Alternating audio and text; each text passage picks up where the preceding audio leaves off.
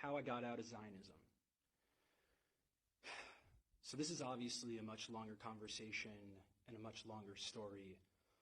But for the sake of brevity, I'll try to tell this, as the Alter Rebbe says, the first rabbi of Chabad. I'll try to tell the long, short version of how this happened. So in 2018, when I was 20 years old, I was studying in Jerusalem in an all-male religious nationalist seminary. And obviously I grew up very Zionist. And while I was there, I started having questions about the entire population that existed beyond these walls. And as part of my program, there were individuals who were doing this interesting program where folks actually met Palestinians and heard some of their perspectives. And for me, I had heard some good things about that program, and some of the things that they were saying were interesting and appealing, so I decided to go to that program. And I remember it was a Friday before Shabbos, and I was sitting there at 9 a.m. in Jerusalem, and a Palestinian man had come to speak to us. And he was describing how he had to get up at 4:30 a.m. to make it to Jerusalem at 9 a.m. Even though he lived in Ramallah, which is only like 7 miles away. So obviously my brain goes, well, that doesn't make any sense. Surely it shouldn't take you more than 4 hours to go 7 miles. And then I listened how he proceeded to talk about the system of checkpoints, how he had to get on a separate bus, how he had to make the calculation of whether it made more sense for him to stay on the bus, knowing that if he's on the bus, he could be kicked off the bus at the checkpoint and go to the back of the line, or if it just made sense to just wait on the non-bus part of the checkpoint to get through to make sure that he got here in time, to speak to a bunch of Zionist Jews to try to convince them that Palestinians were human.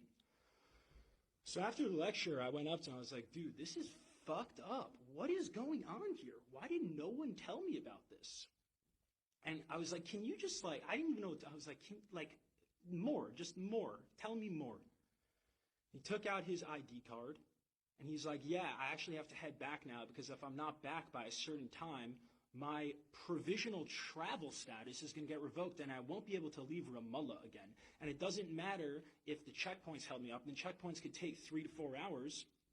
So I need to head back now. I'm like, dude, it's 10:30 or 11 o'clock. He's like, I can't take any chances. I'm not risking this getting revoked. So I said to him, I was like, I need to know more. He said, well, why don't you come with me to Ramallah? So I'll tell you, the first thought that rose in my mind, it was rising and it said, if I go, you will kill me. Because that was the way I was conditioned. Growing up, for me, Palestinians were terrorists. There was no possibility that a Palestinian was human, and certainly no possibility that Palestinian resistance had nothing to do with Jewish folks, but had to do with the fact that there were settlers kicking Palestinians off their land, upholding apartheid, ethnic cleansing, and genocide. So as that thought was rising, there was another voice in me, and I think this voice is a deep ancestral voice, and to this day, I'm amazed at myself that I was able to challenge all of my conditioning with a second voice, a deeper voice, a deeper knowing. And that voice immediately said, well, you've been told your whole life that this person was going to kill you and that this person was a terrorist and he wasn't human. And he's standing right in front of you and he's the exact opposite of those things. In that moment, I didn't vocalize that thought and I called bullshit and I said, yeah, I'll come. I'll come. I need to see it for myself. Now, as a Zionist kid growing up, this was unheard of. The thought that I could go to a Palestinian town and come back in anything less than a body bag was absurd. But he said, you got to come in the next couple of days. So this was Friday. So I had Shabbos in Yerushalayim. And then Sunday is a work day in the Israeli settler colony. So I went to yeshiva. I went to Gemara in the morning. I think we were holding in Kedushin. And then during lunch, I took off my kippah, I put on a hat, and I went to Shar Shechem, which is Damascus Gate. The only place I wasn't allowed to go to when I was in yeshiva, for fear that Palestinians would kill me. And the second I stepped into Damascus Gate, I don't want to say became Palestinian, that's ridiculous. I had tremendous privilege as a settler, but I got to taste, maybe instead of a drop in the ocean, I got to taste the mist surrounding one drop in the ocean of what it's like to be subject to a settler colonial regime. And I got on a Palestinian bus, and for me, I was like, well, this is interesting that it's a completely different busing system.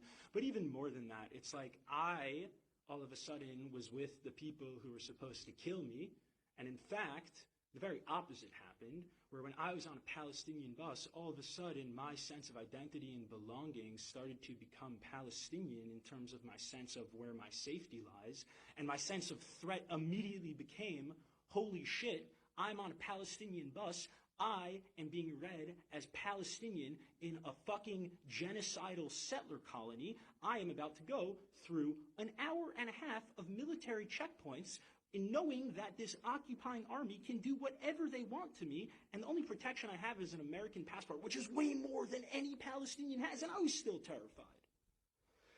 And I remember the process of just like this image of a Palestinian father being comforted by his daughter. This man's probably 65 years old, and just me just realizing in that moment, like, the deep humiliation that this person had to undergo. And he was someone privileged who was able to leave Ramallah to Jerusalem.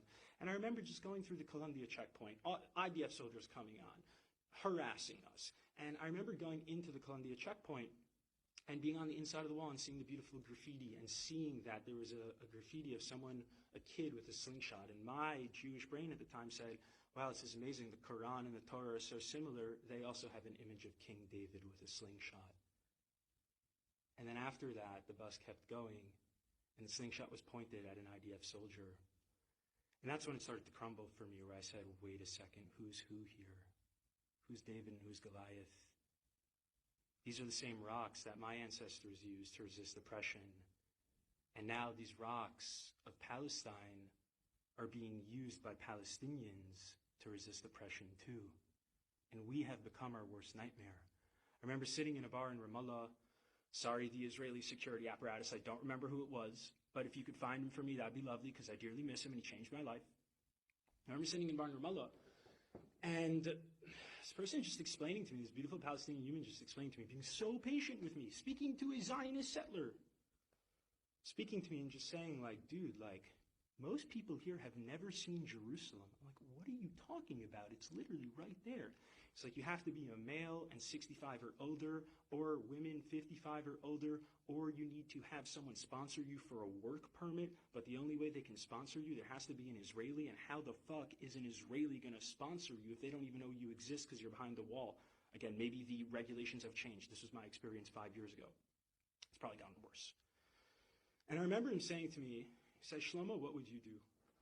What would you do if your entire life, the only person of the occupying army that you saw, and the only interaction you ever had with Jews were IDF soldiers who came in and raided you and arrested you in the middle of the night, put you under administrative detention, tear-gassed your homes, cut off your water and electricity, arrested a bunch of your friends, and killed you and harassed you? He said, what would you fucking do?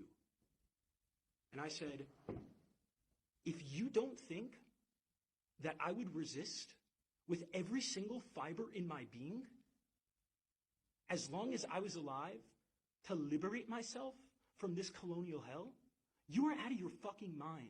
I said, how dare you even ask me what I would do? I said, do you know my ancestry? Do you know who I come from? Do you know that my lineage? My grandfather survived Auschwitz, Reb Shimon Bar Yochai, Hanukkah. You think I wouldn't fight back? That was after 6 hours. Can you imagine what 18 years, what 30 years does to the psyche of someone like that? And y'all sit here and get confused with Palestinian resistance? Are you kidding me? All that shows me is that A, you have no idea what the settler colony of Israel is, and B, it's disrespectful. You're disrespecting yourself because you're telling me that if you were in that position, you wouldn't fight back and you would willingly die.